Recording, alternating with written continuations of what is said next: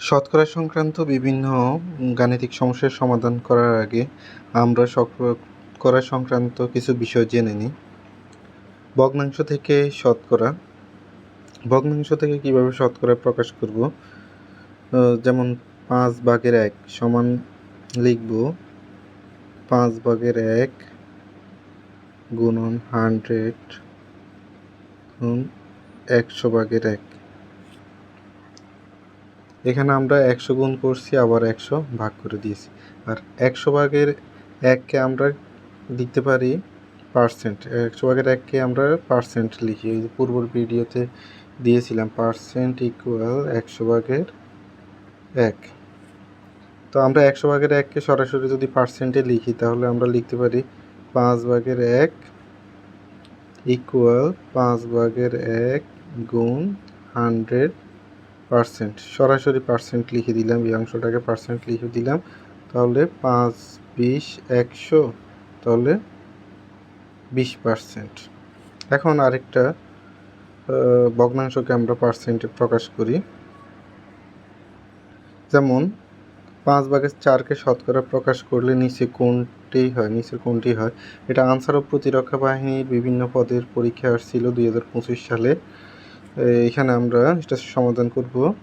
তো আমরা 5/4 সমান লিখব 5/4 গুণ 100%, সরাসরি 100% লিখে দিব। 5, 20, 100, তাহলে 4, 20, 80, তাহলে 80%। এখানে উত্তর হচ্ছে গ। সাধারণ ভগ্নাংশে প্রকাশ।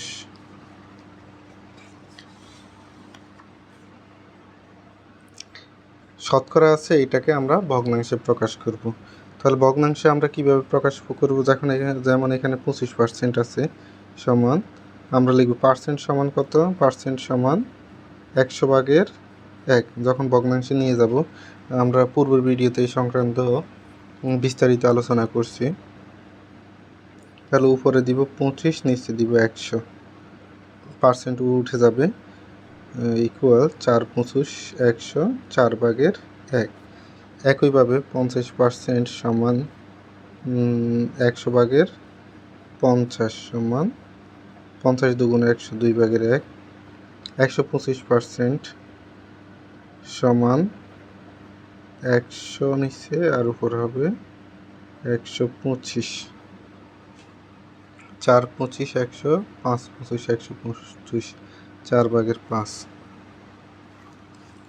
এখন আমরা দেখব অনুপাত থেকে কিভাবে শতকরা নিব। 5/3 গুণ 100%,